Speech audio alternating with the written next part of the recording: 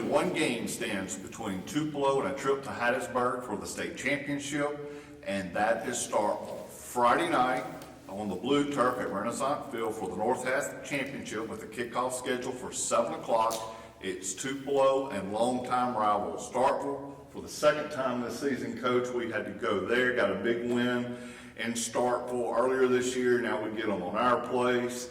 First of all, congratulations on the big win against Madison Central, 28-7. And now, the biggest game of the year. Good scripted, any better, you know, it's, number one, it's Tupelo Starkville. Right. I mean, it's the biggest rival in Tupelo, you know, one of the biggest in 6A football. Both teams do not like each other. It's pretty fitting. You know, it was our toughest game that we had this season. They're the most dangerous team right now. They're hot as a firecracker. They haven't lost since us, is that correct? Haven't lost since us, and you know, they get to come here. And so we're excited about it. Probably got the best quarterback in the state of Mississippi, and it's going to be a pretty awesome. I still sold that short. It's going to be an awesome atmosphere, and it's going to be an awesome football game. I really don't even want to recap Madison Central. 2 games, we beat them 62-7. Everybody's talking about Starkville. A little bit different look from them this year. Got some players that are back that didn't play in that game. Looking at them on film, what has been the key to their success since they had played us? So, first time we played them, going into that game, they had done what they'd basically always done. They were a 4-2-5 on defense, played cover 1, cover 3. On offense, you know, they had a quarterback that was, you know, Manzielish. He's going to run around and, you know, make plays. The SEC quarterback, and Trey Petty, he's a special kid.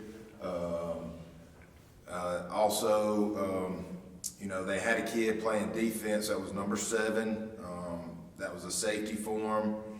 They moved him to running back. And so I think what the difference is, we didn't play Petty last game, right? But I did think their other quarterback played very well. Number 7 to me has been a game changer for him at running back.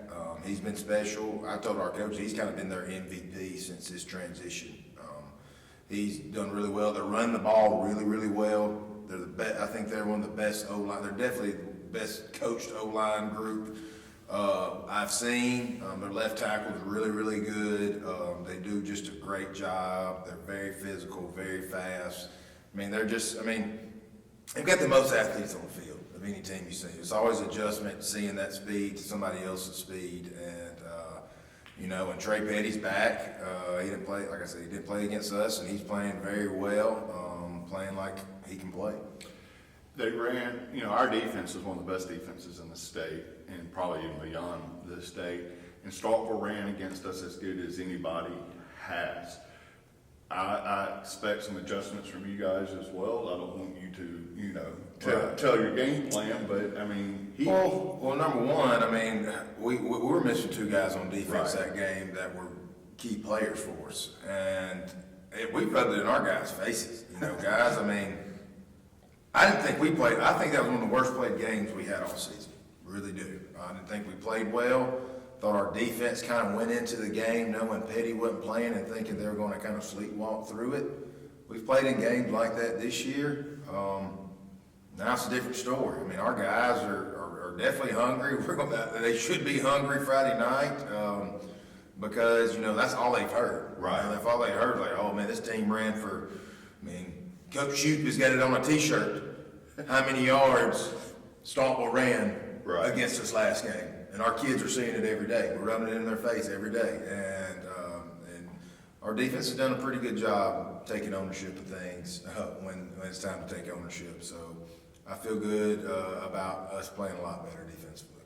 With it being Thanksgiving week and no classes, is this the perfect week for that, where you get more control of your kids and you can all they have to worry about is football? Well, I mean, the biggest thing is we've told our kids is, you know, number one, we know what's going to happen when they're here. You know, they've done a great job of getting here, practicing their tail off, film, we're feeding them every day before they leave. basically eating as a family together, doing that. My biggest thing to them is like, guys, this is a week of some sacrifices too. Right. What are you doing when you leave here? Right. Because it matters. Because usually you're in school all day and you get practice and you're going home and handling schoolwork, whatever work. It's like, this is a week for sacrifices. This is a week to get some rest. Go to bed at a decent time. Get the rest that you can get. And also, there might be some guys that you're buddies with that are not in this situation that you're in. Right. You might not can go hang out and do some of the things that they're doing, going out of town, doing this and doing that, staying up late. I said, so we can sacrifice it. Do you want to play another week? Do you want to play for do you want to play for a state championship? Do you want to beat Starkville? So how bad do you want to sacrifice this week?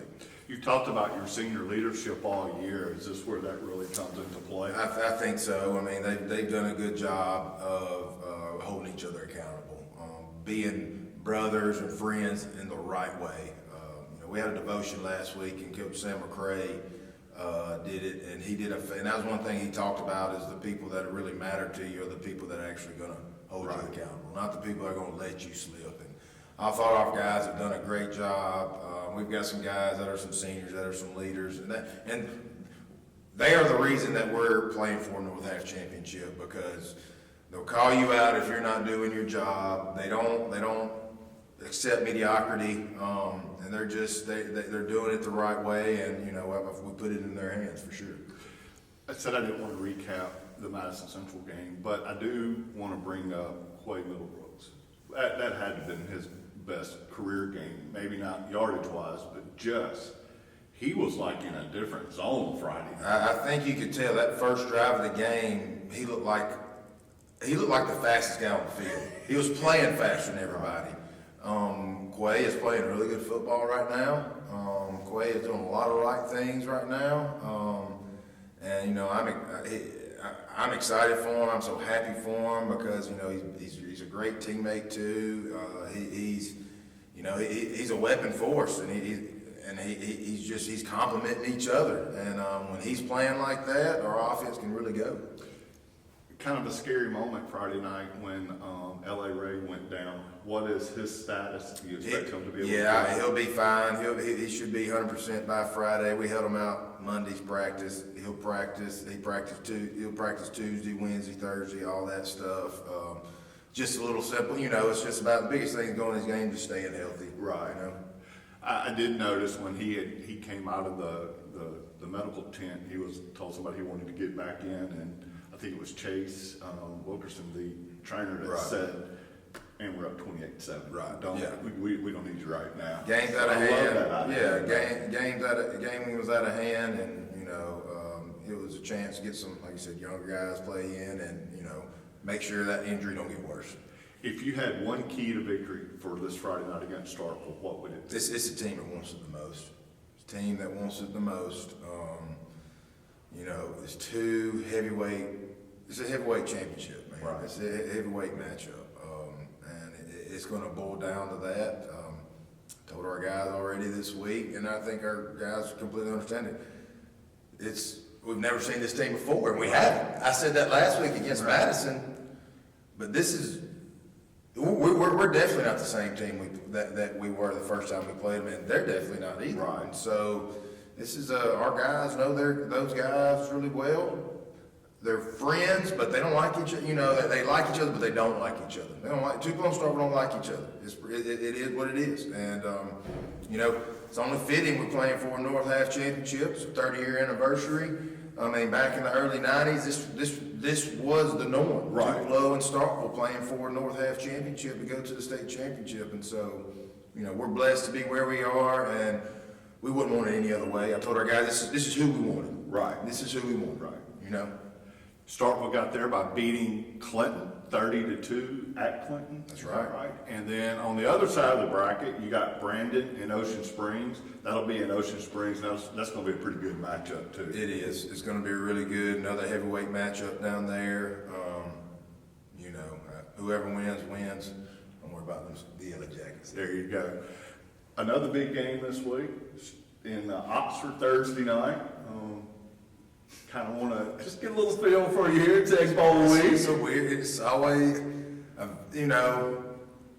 I've kind of stayed distant from it, obviously, because I'm worried about our game and stuff.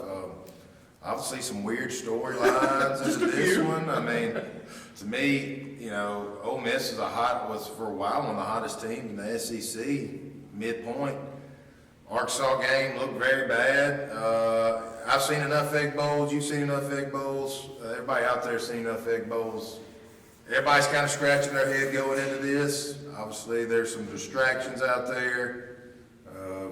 Is Lane Kiffin the head coach at Ole Miss? I don't know. It's just, I could see this going either way. I could see a blowout by either side. I could see a close win by either side. It's just, I mean, it's the Egg Bowl. It's the nastiest rivalry there is.